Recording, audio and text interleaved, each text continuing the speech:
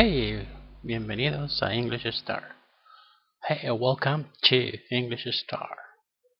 I'm ready to begin. Are you ready to begin? Right. We'll continue with the irregular verbs.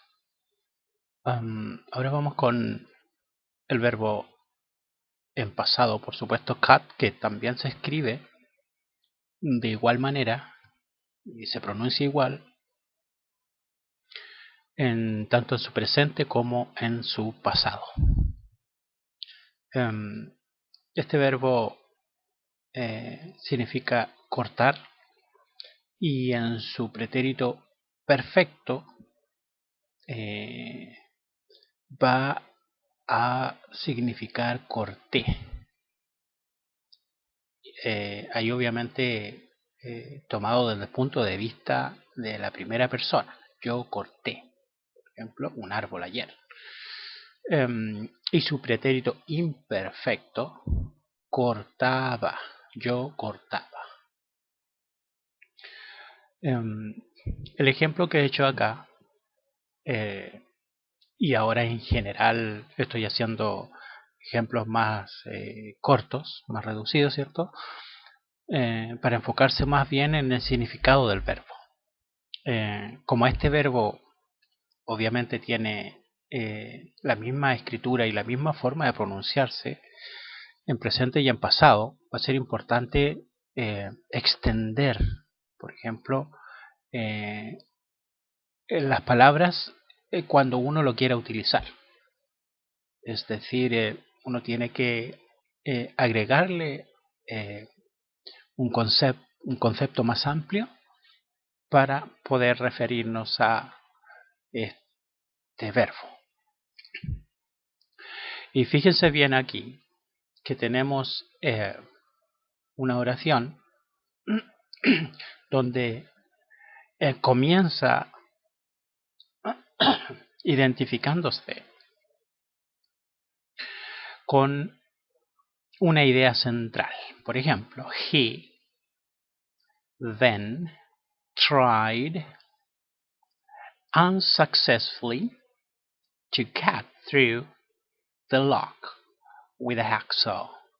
Entonces, primero que todo, las diferentes formas que uno puede traducir esta oración, ¿cierto? Para que sea más simple, más fácil. Pero sí es importante dejar en claro que aquí existe otro verbo.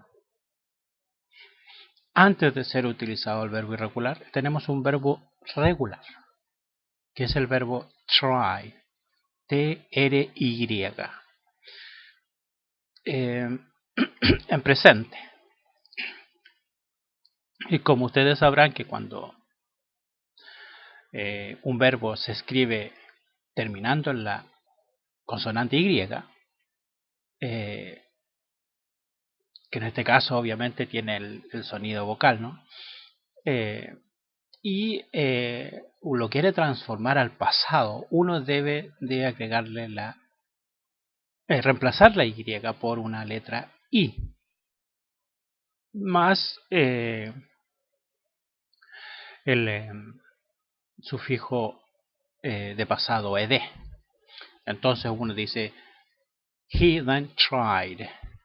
Si uno quiere hacerlo con un sujeto explícito, ¿cierto? Expreso, uno va a colocar la palabra del sujeto identificable, es decir, él, ¿cierto? En inglés está de manera explícita, ¿no?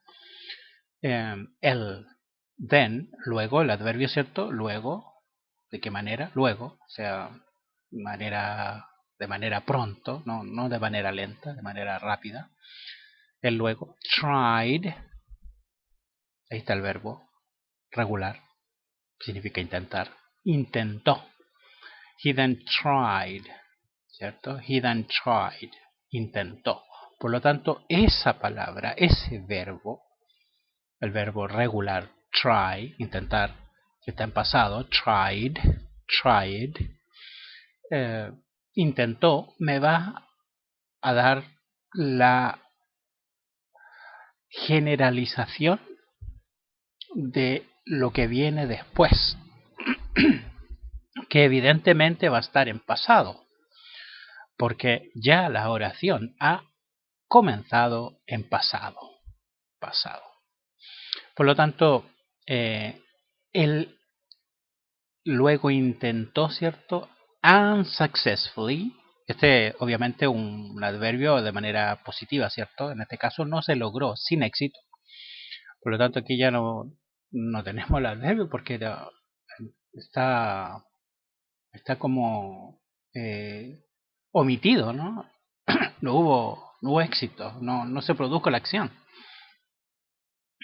To cut, cortar, ¿cierto? O sea, en forma infinitiva. No se olviden que en inglés, para colocar un verbo de manera infinitiva, va a llevar, en este caso, el antecesor to, la T con la O.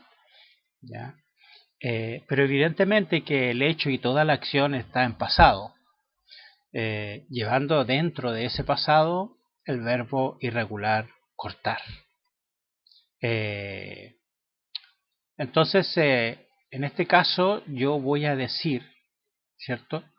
Que cuando quiero decir algo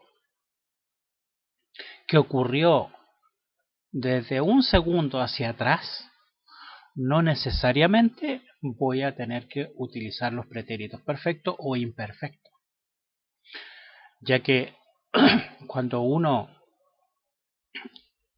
coloca un verbo de manera infinitiva, significa que no tiene conjugación. Por lo tanto, no está en ninguna acción presente, pasada o futura, sino que está de manera casi como importante, no sustantiva, de lo que está sucediendo. El que me indica obviamente aquí el pasado y que conlleva toda la acción a pasado es el verbo tried, que es intentar, ¿no? Que aquí está en pasado, intentó. Por lo tanto, eso me hace colocar el resto de lo que yo voy a hacer o de lo que está ocurriendo ahí dentro de esta oración, me va a colocar todo lo demás en un pasado, ¿ya?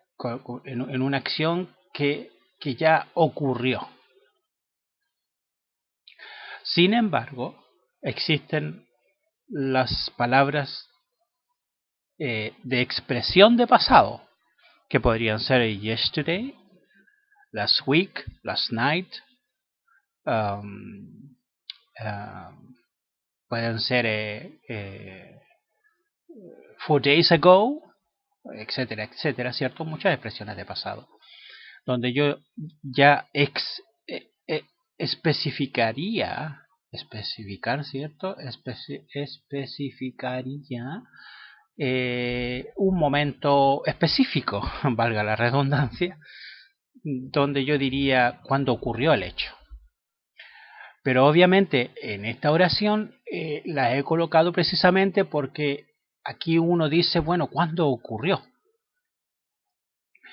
Como es un pasado, en este caso,